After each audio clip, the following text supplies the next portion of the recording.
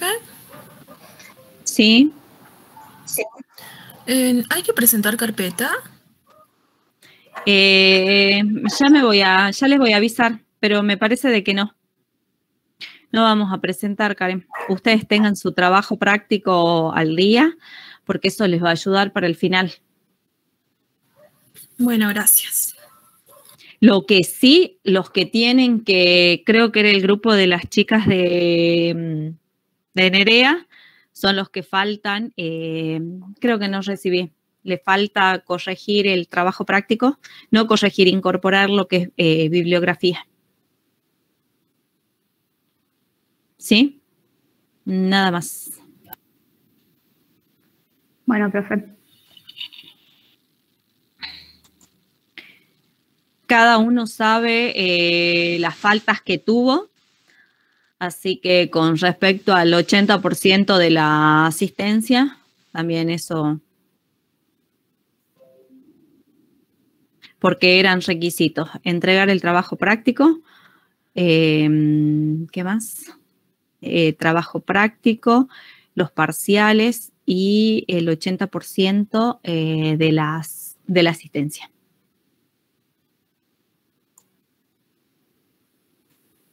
Muy bien, continuamos con el tema 12. El tema 12, por una parte, tiene lo que es el relieve kárstico y por la otra parte es ya la síntesis con respecto a relieve. Qué factores influyen para la formación de un relieve, cómo vamos a hacer la descripción de este relieve, en qué ambiente se encuentran los relieves. Y vamos a comenzar con lo que hace referencia a relieve kárstico. Relieve kárstico, que en algunas bibliografías la pueden encontrar nombrada de esta manera o de la otra. Y si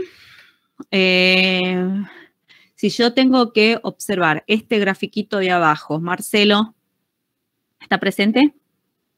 Sí, profe. No, muy bien, Marcelo, ¿qué roca? Sedimentaria.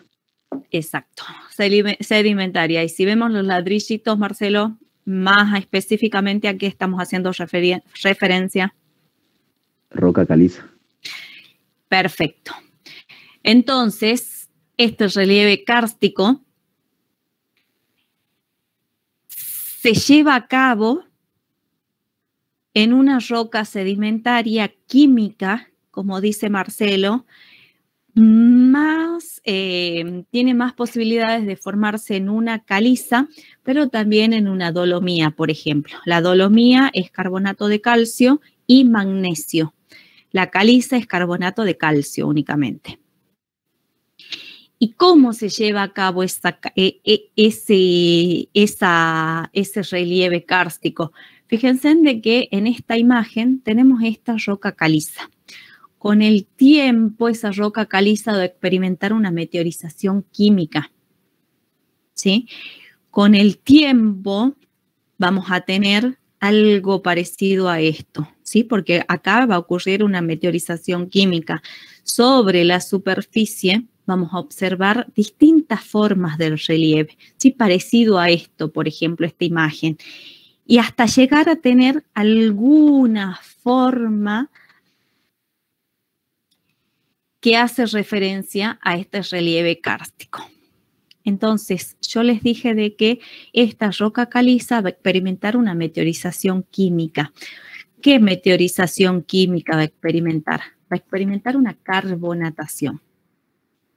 Carbonatación que nosotros ya la estudiamos cuando estudiamos la carbonatación en la meteorización química. Es exactamente lo mismo. ¿Qué es lo que...? ¿Sí? Era roca caliza que se generaban estos los exacto. ¿Qué más era? En una roca, aparte puede ser también en una dolomía. A ver, cuando estudiamos la caliza está constituida por carbonato de calcio, nada más. La dolomía está constituida por carbonato de calcio y magnesio. Dolomía, calcio y magnesio. Bien, Entonces, ese relieve kárstico se lleva a cabo por esa meteorización química denominada carbonatación. Cuando nosotros estudiamos meteorización química, ya estudiamos la carbonatación. Entonces, ahora ya tenemos que saber lo que era la carbonatación. Y la carbonatación se produce cuando el agua de lluvia, el agua de las precipitaciones, se combina con ese dióxido de carbono. Ese dióxido de carbono es aportado por la vegetación. La unión del agua más el dióxido de carbono forma el ácido carbónico. ¿Sí? Esa agua carbonatada va a reaccionar con esa roca, y en este caso es la roca caliza. ¿Sí? Esa roca caliza que está constituida por esa calcita. Si yo le digo calcita, ita termina, entonces estamos haciendo referencia al mineral, para dar lugar a los bicarbonatos de calcio. Y sobre la superficie, entonces estamos haciendo referencia a esa disolución de la caliza. ¿Sí? Sobre la superficie observamos distintas geoformas. ¿Sí? Observamos ese relieve kárstico, y kárstico superficial, ¿sí? Porque es sobre la superficie. También puede ocurrir la reacción inversa. Fíjense de que cuando yo le digo reacción inversa, vamos a partir de este bicarbonato de calcio y vamos a hacer el retroceso. ¿Sí? Entonces tenemos ese bicarbonato de calcio y se produce una precipitación de un mineral. Y esto va a ocurrir en las profundidades. ¿Por qué? Porque en las profundidades existe un alto contenido de dióxido de carbono, está saturado del dióxido de carbono. Entonces, ese bicarbonato de calcio va a eliminar ese dióxido de carbono a la atmósfera, se separa, hay una separación de la caliza, esa caliza va a precipitar y el agua que estaba contenida o que constituía los bicarbonatos se evapora o se deposita también en la parte superior. Y cuando ocurre este proceso de precipitación, va a dar lugar a un relieve kárstico, pero en el interior. Por eso estamos hablando de un endokárstico.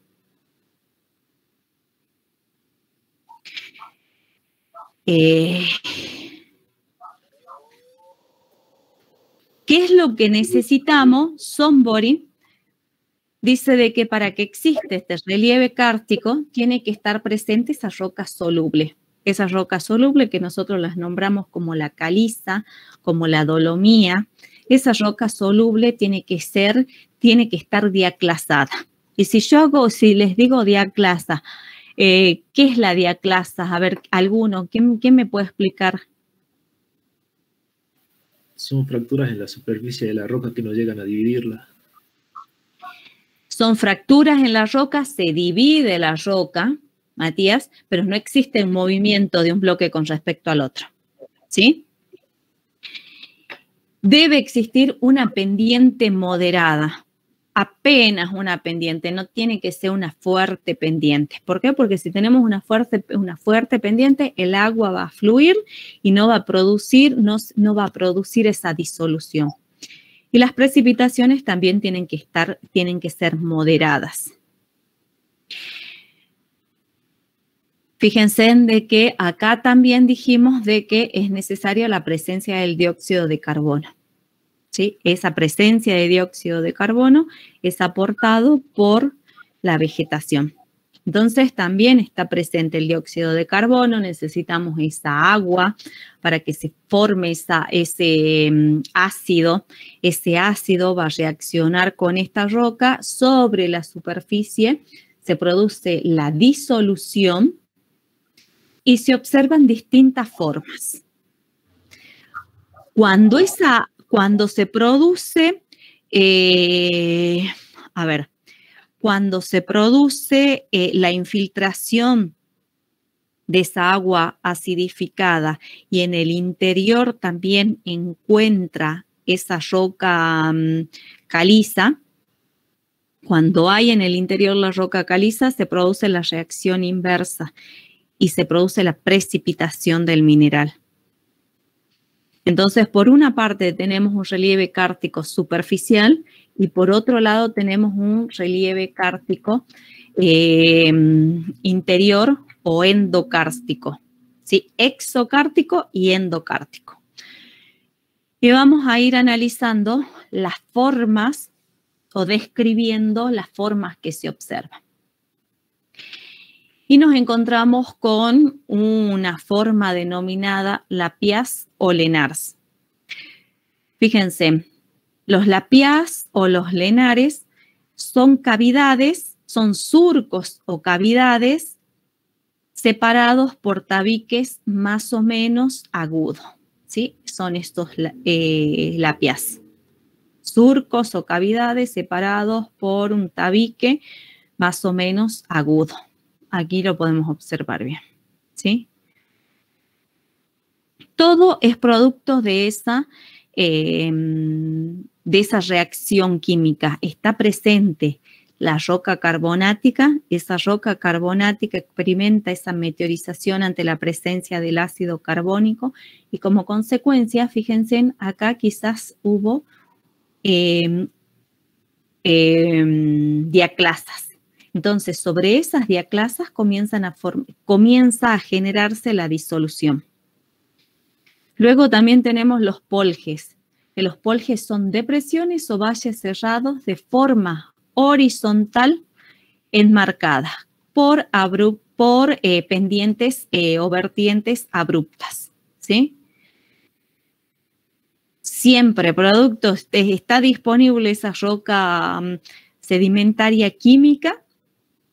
Ante la presencia del ácido se produce esa reacción química que se observa en superficie, los poljes. Son esas depresiones o valles cerrados de formas. Tenemos la base horizontal y luego tenemos las vertientes que son abruptas. Por otro lado, nos encontramos con unas dolinas. Y las dolinas, fíjense, son grandes depresiones, también cerradas, de formas circulares, también pueden tener unas formas de embudo, y se producen porque en este sector se estanca el agua. Si ustedes buscan en la bibliografía, van a tener una clasificación de dolina, pero una clasificación dolina de colapso, dolina de despegue, un montón de clasificación. Únicamente con lo que acabamos de decir es suficiente. Cuando tenemos una sucesión de dolinas, unas al lado de la otra, o la unión de varias dolinas, tenemos lo que se denomina ubalas. Una dolina al lado de la otra, el conjunto recibe el nombre de ubalas. Pasamos a los cañones. Los cañones son valles, fíjense en acá. Los cañones son valles estrechos y profundos, originados por una corriente fluvial. Valles estrechos y profundos. Está presente la roca carbonática, tenemos el agua y se produce ese cañón. Característico de las regiones en México están presentes. Por ejemplo, luego tenemos los sumideros. Los sumideros acá que son aperturas donde una corriente superficial o lago fluye total o parcialmente a un sistema de agua subterráneo. Fíjense de que el agua va a bajar. Entonces, por ahí se infiltra.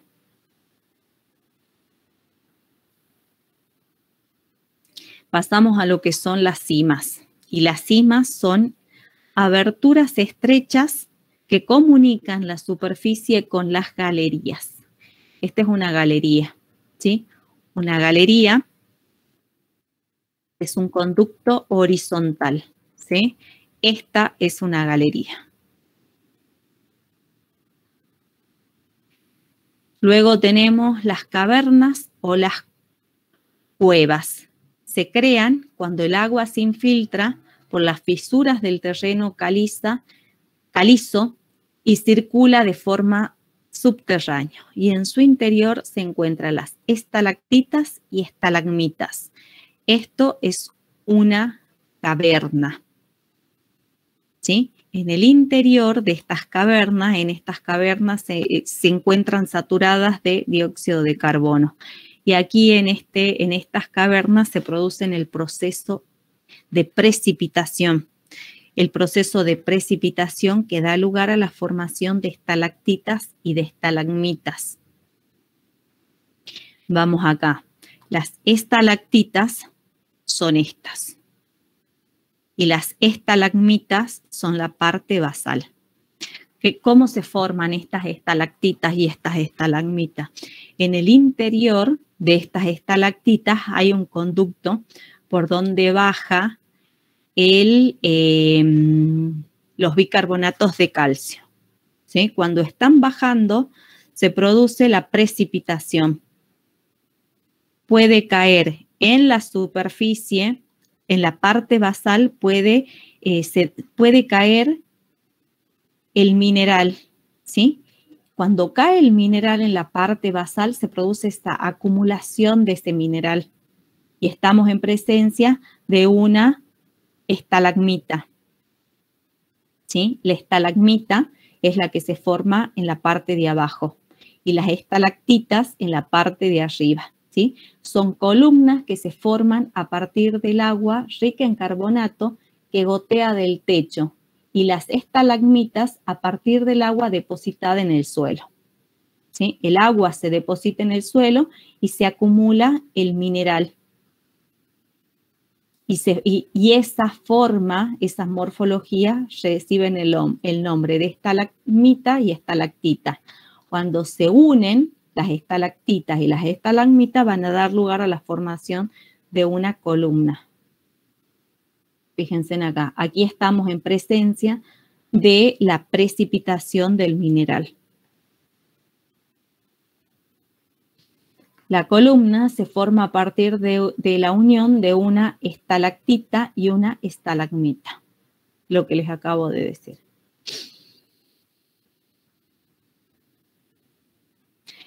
Acá estamos siempre en presencia de esa reacción química. En esta última parte estamos en presencia de la reacción inversa cuando se produce la precipitación. Y el producto de esa disolución es lo que conocemos como tierra rosa. Es el residuo, es lo que quedan, son las impurezas. Por lo general tienen color rojizo que hace referencia al material arcilloso. Y vamos al último, a lo que es el modelado en roca. A lo que dijimos que,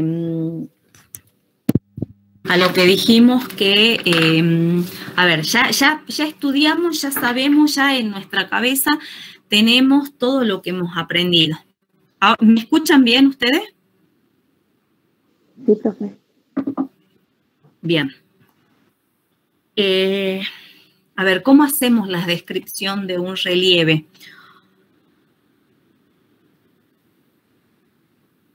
Hoy estamos viendo este último paso, ¿sí?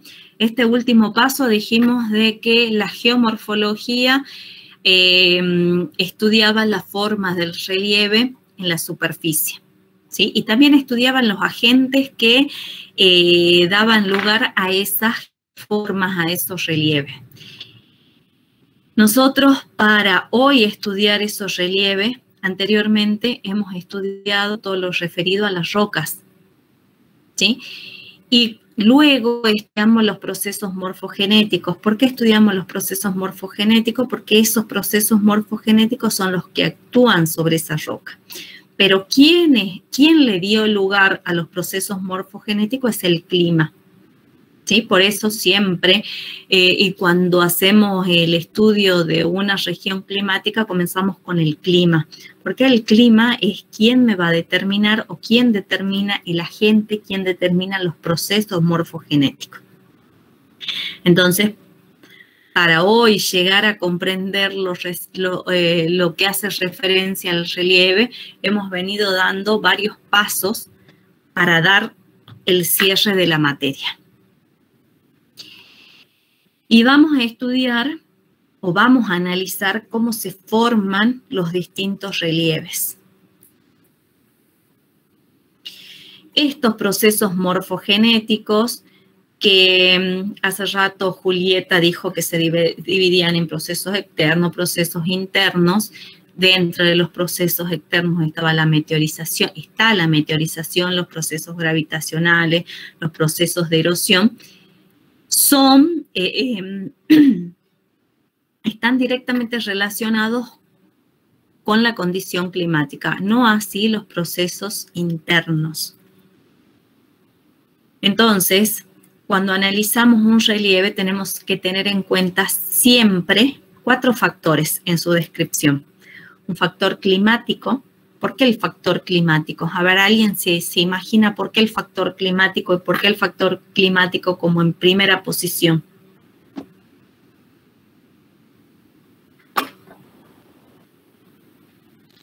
Porque va a ser el que determina qué agentes van a actuar principalmente.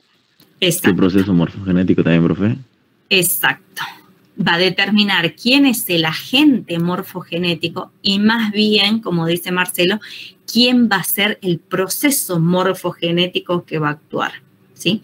¿En dónde va a actuar ese proceso morfogenético para tener un relieve? Va a actuar sobre una roca, ¿sí? Entonces, ¿quién es? Cuando decimos roca, ¿cuál es el factor al que nos tenemos que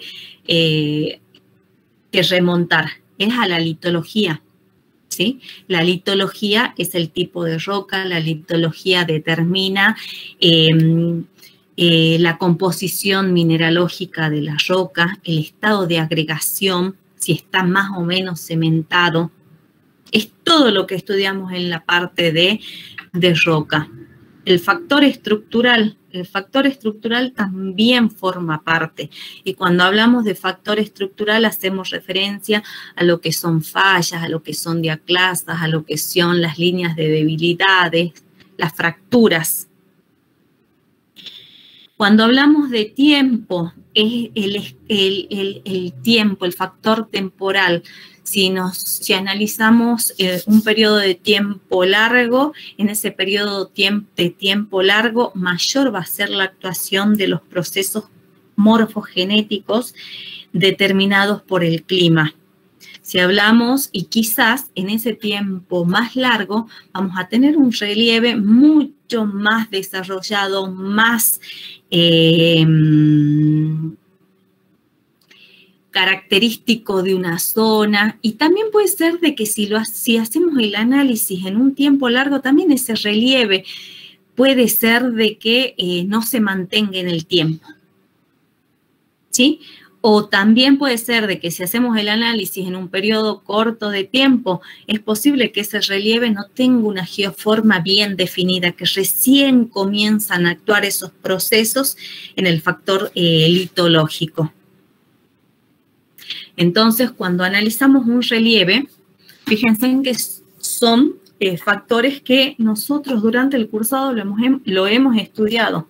Al clima lo hemos estudiado siempre. ¿Por qué? Porque el clima me determina el agente, el proceso. Roca, desde la segunda clase lo estudiamos, factor estructural y el tiempo. Y también vamos a ver, y van a ver ustedes, de que una misma roca en distinta condición climática da como resultado distintos relieves. ¿Por qué? Porque una roca, por ejemplo, en esta imagen, tenemos una roca. ¿Cuál es la roca? Es el granito, ¿sí? Ese granito que está constituido por feldespato de potasio, tiene cuarzo, tiene mica negra, que es la biotita. Esa roca granuda la podemos tener en un ambiente árido, pero también puede estar en otro ambiente muy distinto. Entonces, tenemos lo que es el árido y tenemos lo que es un ambiente tropical, por ejemplo. Y el resultado va a ser completamente distinto. El relieve que se observa es diferente. ¿Por qué es diferente, Marcelo? Por los procesos que se llevan a cabo en cada una de las zonas. Exactamente.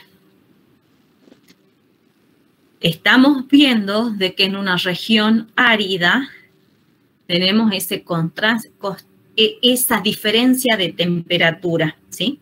Tenemos temperaturas altas, temperaturas bajas, está presente el termoclastismo, mientras que en una región tropical la temperatura siempre es alta, no existe esa fluctuación de temperatura. Por lo tanto, en una región tropical que recién acabamos de estudiar, el agente morfogenético es el agua. Entonces va a estar presente esa meteorización química. Entonces, en un ambiente árido, el proceso que posee mayor relevancia es un termoclastismo. Producto de ese termoclastismo tenemos este tipo de relieve denominado relieves en bocha. Ese relieve en bocha es un relieve característico de Santa Rosa de Tastil. ¿Conocen Santa Rosa de Tastil? Salimos por la ruta 51, pasamos Quijano y continuamos, ¿sí? Entonces, seguimos y llegamos hasta Santa Rosa de Tastil. Aquí tenemos la iglesia característica de Santa Rosa de Tastil y por atrás se pueden observar ese relieve en bocha. ¿Qué es un relieve en bocha? Un relieve en bocha es un relieve bochitas, ¿sí? A ver, acá tenemos bochitas de granito. Tenemos que tener en cuenta de que estamos en una roca granuda, en ese granito, en esa roca cristalina. ¿Cómo se forma ese granito? Ese granito se forma de esta manera. Fíjense en de que si tenemos que hacer la representación de ese símbolo cartográfico, es este, el más, o también podría ser una X. Tenemos esta roca, este granito. Este granito está diaclasado, fíjense en las diaclasas, ortogonalmente. ¿Qué quiere decir que las diaclasas estén ortogonalmente? Quiere decir de que las diaclasas se cruzan una contra otra formando un ángulo de 90 grados. ¿Sí? Entonces, este granito diaclasado ortogonalmente se encuentra en esa región árida. En un principio, este granito experimenta algo de meteorización química. ¿En dónde se lleva a cabo la meteorización química? Se lleva a cabo alrededor de las diaclasas. ¿Sí? Alrededor de la diaclasa y alrededor y toda la superficie expuesta. Luego, como en las regiones en la Santa Rosa de Tastil es un ambiente árido, existen esas fluctuaciones de temperatura, existe ese termoclastismo. Entonces, con el tiempo, esa meteorización química no quiere decir de que si ocurre un tipo de meteorización, fíjense de que en Santa Rosa de Tastil, al ser árido, existen pocos registros o bajos registros de precipitaciones. Pero esos bajos registros de precipitaciones son suficientes para que al principio comience a efectuarse una meteorización química. Luego, producto de esas fluctuaciones de temperatura, también está presente el termoclastismo. Con el tiempo, fíjense en de que el termoclastismo actúa alrededor de las diaclasas. Con el tiempo se observan estas bochas de cada uno de los cuadritos de este granito diaclasado ortogonalmente. Es como que luego se empiezan a independizar. En un principio se disponen uno arriba del otro, pero luego con el tiempo uno puede bajar y estamos en presencia de este tipo de relieve. Entonces, dijimos de que siempre que estudiamos un relieve vamos a tener en cuenta todos estos factores. Dijimos que estamos en Santa Rosa de Tastil, entonces podemos decir de que nos encontramos en un ambiente o en una región con clima árido. Entonces sabemos cómo son más o menos las condiciones de precipitación y de las temperaturas. Ese granito, ese relieve en bocha se formó en un tipo de roca. ¿Qué roca, Celina, acabamos de nombrar? El granito, profe. Exacto. Entonces ya sabemos, lo podemos nombrar, ya sabemos que ese relieve en bocha se forma en el granito. Factor estructural, Celina, ¿qué factor estructural está presente ahí? ¿Diaclasas, profe? Exacto, diaclasas ortogonales, y cuando hablamos de el factor temporal, también siempre va a estar presente. En un primer momento se lleva a cabo la meteorización química, que de manera conjunta se presenta la meteorización física expresada a través del termoclastismo. Con el tiempo, cada uno de esos bloques se comienzan a independizar. En un primer momento se disponen uno encima del otro y luego pueden cambiar de posición. Fíjense, acá tenemos ese granito con esta diaclasa. Quizás con el tiempo ese bloque que está arriba puede caer y comienzan a moverse. De esta manera tenemos que ir describiendo los relieves. Aquí estamos haciendo el análisis de una roca ígnea. Por una parte, esa roca ígnea en un ambiente árido. Ahora vamos a lo que pasa en un ambiente totalmente distinto, ¿sí? Totalmente distinto en cuanto a la condición climática. Entonces nos vamos a un ambiente tropical. Y en ese ambiente tropical, ese granito, fíjense, ese granito va a experimentar esa meteorización química. ¿Qué meteorización química, Marcelo, va a experimentar el granito? Hidrólisis. Tenemos la hidrólisis. Entonces tenemos granito más agua y tenemos que tener un resultado, ¿sí? ¿Cuál va a ser ese resultado? Van a ser las caolinitas por una parte, vamos a tener los cuarzos por otro sector, ¿sí? El cuarzo es como que tenemos que saber cómo está constituido un granito. Un granito tiene feldespato de potasio, tiene cuarzo, tiene las micas. Todo eso en presencia del agua, es decir, esa meteorización química, es decir, esa hidrólisis, da como resultado las caolinitas, ese material pelítico, son esas alteritas, y queda por otra parte el cuarzo. El cuarzo nosotros estudiamos que es un mineral con dureza ¿cuánto, Oriana?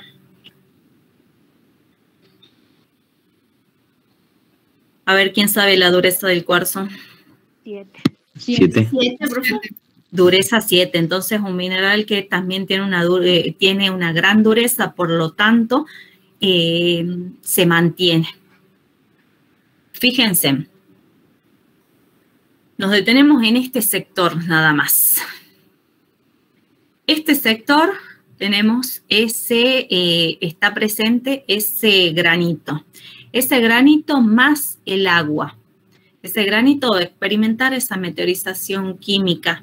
Fíjense de que acá este granito no está diaclasado, pero puede ser de que esté diaclasado y puede ser de que tenga las mismas diaclasas ortogonales que el gráfico anterior que acabamos de analizar.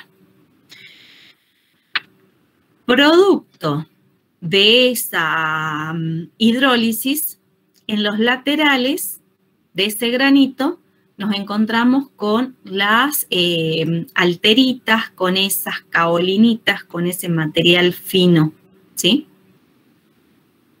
Entonces, por eso está representado con esas liñitas, ¿sí? Porque es característica de esas rocas sedimentarias pelíticas. Mi pregunta va, sin que Marcelo responda. A ver, tenemos este relieve, tenemos esta roca expuesta, tenemos este granito, y sabemos de que en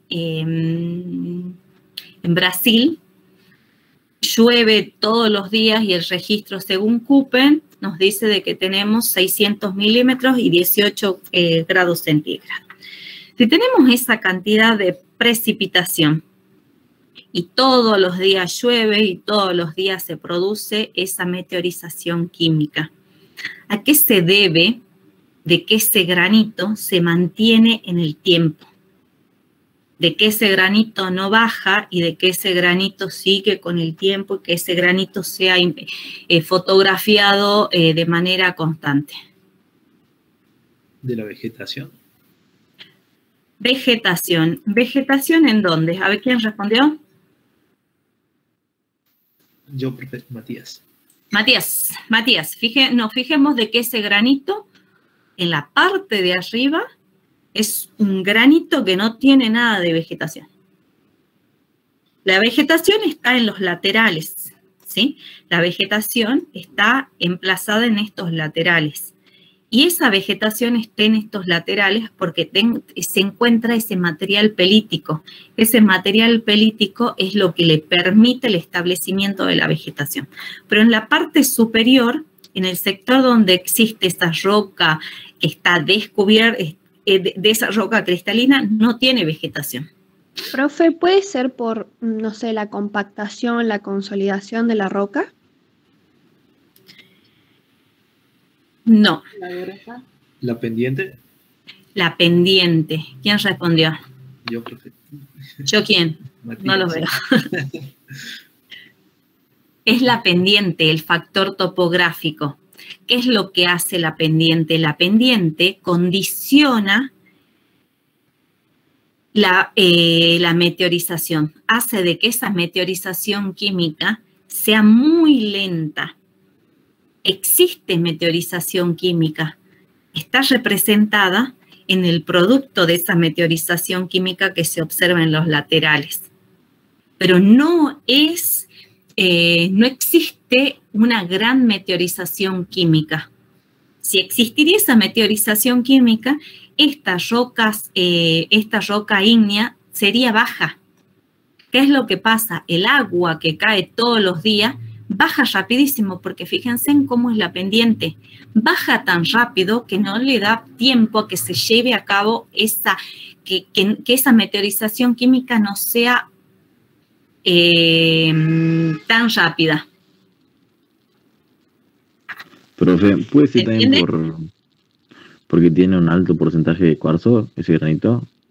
No, que exista una mayor o menor meteorización química está dado por el factor topográfico. Si tenemos este factor topográfico, si tenemos esta pendiente tan pronunciada, Marcelo, el agua va a bajar rápido o se va a evaporar rápidamente lo poco que hay. No le va a dar tiempo para que se produzca la reacción química. Si el agua baja rápido. Entonces, sí hay meteorización química. Por eso es que tenemos a los costados o a los laterales las alteritas. Pero esa meteorización química no se lleva a cabo en gran porcentaje. ¿Quién condiciona la meteorización química? Es el factor topográfico. Por eso es que lo podemos observar en este pan de azúcar. Nos tenemos que imaginar que todos los días llueve, entonces el agua cae, pero el agua cae y baja rápidamente. Inmediatamente en estos ambientes tropicales llueve, pero ya tenemos el sol de nuevo, entonces lo poco que queda se evapora. Entonces esa agua no va a reaccionar, lo poquito que queda no reacciona con el granito. Por lo tanto, esa meteorización química no es en gran porcentaje. Entonces, fíjense de que una misma roca en distintas condiciones climáticas da como resultado distintos relieves.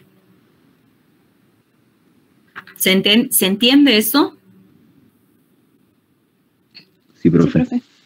Sí, profe. Muy bien, entonces vamos a hacer el análisis de esta misma manera de una roca sedimentaria del tipo arcilla. Observamos dos situaciones completamente distintas. ¿Por qué dos situaciones completamente distintas? Porque nos encontramos, por un lado, en un ambiente donde tenemos un alto registro de precipitaciones. Entonces, si tenemos un alto registro de precipitaciones y ante la presencia de esta arcilla, ¿qué es lo que va a hacer el agua? Lava todo el material fino, ¿sí?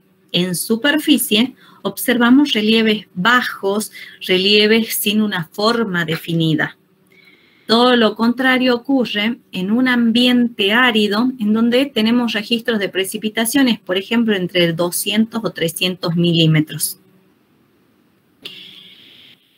En estos ambientes áridos tenemos que tener en cuenta que la cobertura vegetal también es baja.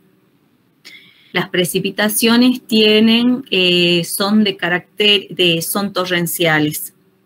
¿Sí? ¿Qué quieren decir de que las precipitaciones son de características torrenciales?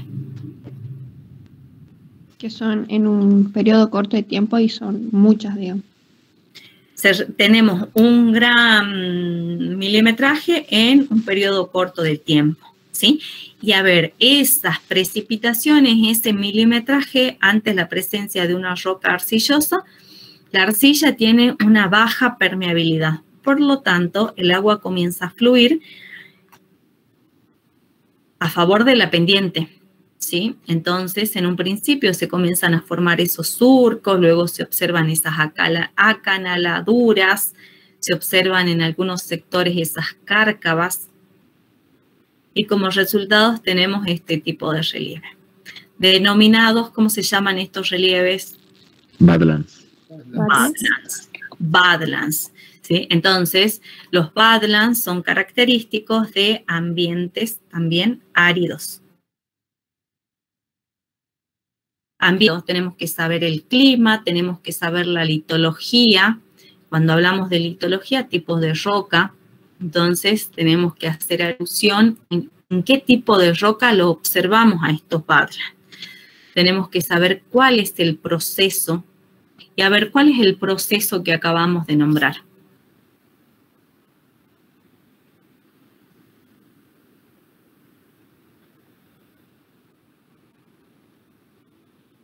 ¿Cuál es el proceso que da lugar a la formación de esos badlands? ¿La erosión? La erosión por escurrimiento, profe. ¿Concentrado? Exacto. Tal cual. Acá también tenemos badlands en margas. ¿Qué es una marga? La marga es la unión de la calcita y la arcilla. De esta misma manera podemos hacer el análisis de una caliza. Y esa caliza va a experimentar una meteorización química. Dijimos que se produce esa disolución. Esa caliza en un ambiente húmedo se va a ver favorecida y va a dar lugar a una geoforma denominada, ¿cómo se denomina esta geoforma? Esas depresiones cerradas que son de formas circulares o también tienen forma de embudo, que se producen. Exacto, se produce, perfecto. Entonces, en un ambiente húmedo tenemos todos los tipos de relieve, se pueden encontrar los relieves kársticos. ¿Qué es lo que sucede en un ambiente seco? Para que se produzca esa reacción, En un ambiente árido, como por ejemplo Cafayate, necesitamos agua y necesitamos ese dióxido de carbono. Entonces, las precipitaciones por ahí son bajas, ¿sí? Las precipitaciones son de 200 milímetros. Tenemos un bajo registro de precipitaciones. Y en un ambiente árido también hemos dicho de que la vegetación se encuentra en un bajo porcentaje. Por lo tanto, ese dióxido de carbono y el agua están casi ausentes. Entonces, no se forma ese ácido carbónico. Por lo tanto, si no tenemos ese ácido carbónico, ¿qué va a reaccionar sobre la roca? No va a reaccionar tanto. Como consecuencia, en un periodo corto de tiempo, no vamos a observar un relieve kárstico. Quizás en un periodo largo vamos a empezar a observar alguna geoforma correspondiente a relieve kárstico. Es un relieve poco desarrollado. ¿Hasta ahí vamos bien? ¿Se entendió? Sí, profe. Bien, ahora vamos a otra geoforma que observamos cuando salimos al campo. Esas geoformas son denominadas los tafonis. Los tafonis son esos orificios que pueden tener un mayor, pueden ser más grandes, más pequeños. Cuando son más pequeños, se los denominan, cuando son más chiquititos, son los nidos de abeja. Y si observamos esta imagen, fíjense de que siempre hablamos de clima. Si nos vamos a esta imagen, podemos observar de que estamos en presencia de un clima, quizás un clima frío. Acá nos encontramos cerca del agua. Por estos sectores nos encontramos en regiones áridas. Acá estamos en presencia de hielo. Entonces, el clima acá, ¿cómo sería? Con todo lo que... ¿Cómo? Que no es, digamos, no se puede... Los tafones no son característicos de un clima específico, ¿sí? Entonces, los tafones lo podemos encontrar desde el Ecuador hacia los polos. Eso es con respecto al clima. Vamos con respecto a la litología. Fíjense de que acá podemos decir de que estamos observando una roca, una arenisca. Fíjense en que acá también podemos decir de que estamos en presencia de esa arenisca. Por más que no la estamos tocando, podemos ver los granitos de arena. Acá estamos en presencia de un granito. Acá también es arenisca. Con respecto a la litología, también estos tafones no son característicos de una roca específica, ¿sí? Entonces también lo podemos encontrar en distintas condiciones climáticas. Y con respecto al mecanismo, al proceso morfogenético, aún en día existen dos posturas para la formación de un granito. O sea, todavía siguen en debate. Y una de estas posturas dice de que el granito, este tafoni, está formado por la actividad del viento, ¿sí? El viento tiene una misma dirección y una gran velocidad. Entonces generan estos orificios. Ese es una de los postulados. La otra idea, el otro postulado, hace referencia, y es la que tiene un mayor sustento, a que estos granitos se forman por una meteorización diferencial, ¿sí? Se produce esa meteorización diferencial, el producto de este granito queda en la parte basal, y luego el viento sí tiene actividad de remover el material que queda en la parte basal.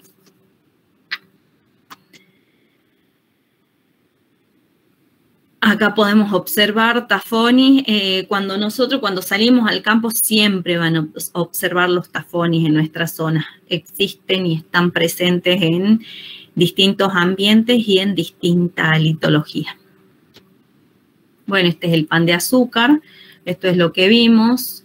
En ambientes áridos nos encontramos con geoformas como la estudiada en la clase pasada, que es la roca fungiforme, también denominada roca hongo.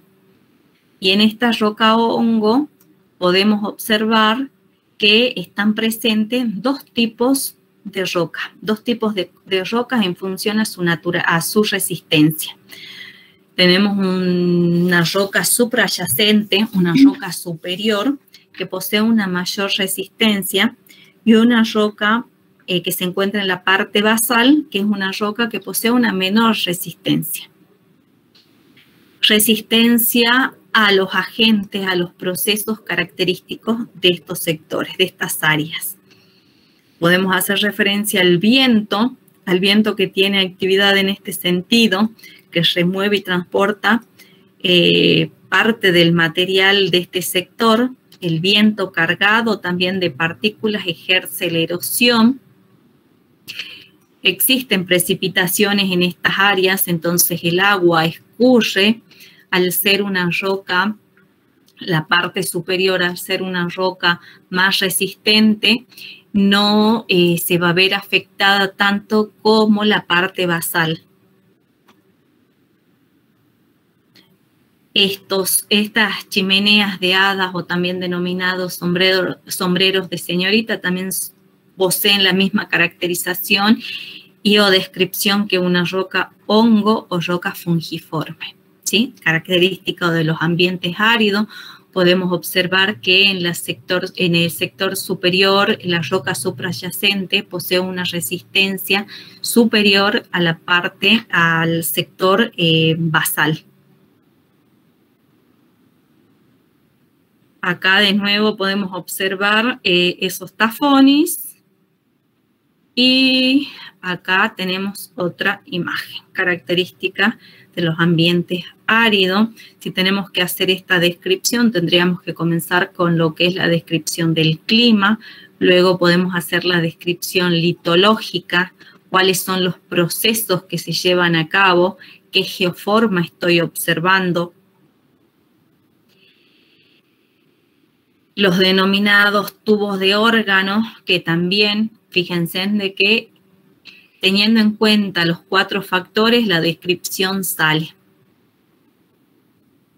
Ya está ahí nada más. ¿Alguna pregunta con respecto a estas imágenes para salir de acá? Todas se dan en rocas sedimentarias, ¿no, profe? Fíjense de que al principio las rocas sedimentarias tienen un gran, son de gran interés desde el punto de vista de nosotros. Cuando salimos al campo observamos muchos paisajes desarrollados en ese tipo de roca.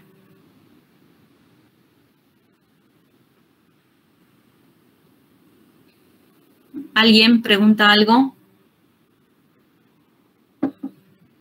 ¿Se entendió el tema? Es su oportunidad para preguntar. Miren de qué relieve es lo que más se preguntan en los finales. ¿Por qué? Porque en este último tema es como la síntesis de todo lo que hemos estudiado durante la materia. Tenemos que saber el clima quién me da paso para explicar algo sobre agentes, sobre procesos. Litología es todo lo que hemos estudiado con respecto a las rocas. Estructura, el factor estructural, todo lo que hemos estudiado durante el cursado. ¿Nadie tiene preguntas? ¿Profe? Sí. Me recibió de esos hundimientos que hay más que nada en el norte de México, en Estados Unidos. Son como socavones gigantes. También se dan en rocas calizas. Muchas explicaciones, no me acuerdo si hemos visto en una de las clases, esos hundimientos también por ahí uno dice son algo sobrenatural que ocurre. No, es porque en profundidad existiese ese tipo de roca, que ante la presencia del agua se produce esa disolución. Entonces se produce la pérdida de ese sector, entonces se produce el colapso y se produce ese hundimiento. Sí, escuché eso, y que también es porque hacen una sobreexplotación del agua, que de las napas freáticas también. ¿También?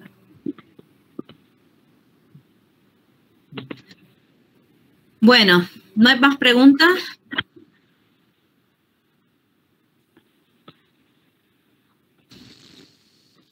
Profe, entonces la principal característica del pan de azúcar sería que se da sobre una roca granítica y... Se forma sobre la roca granítica, ¿no? O sea, claro, la materia prima es el granito. claro. Es el granito, está condicionado porque ese granito no se baja, no se pierde con el tiempo, porque está presente el factor topográfico, Marcelo. Ese factor topográfico es lo que hace. Yo quiero preguntarle algo, no tengo micrófono. Cuando estudiaba qué pena que hoy día la alumna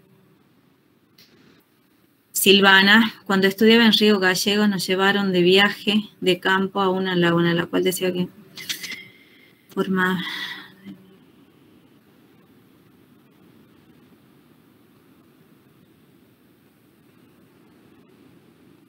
No conozco, Silvana.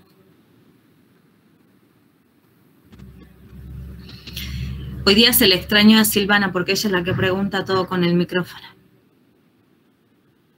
Bueno, chicos, ¿no tenemos más preguntas?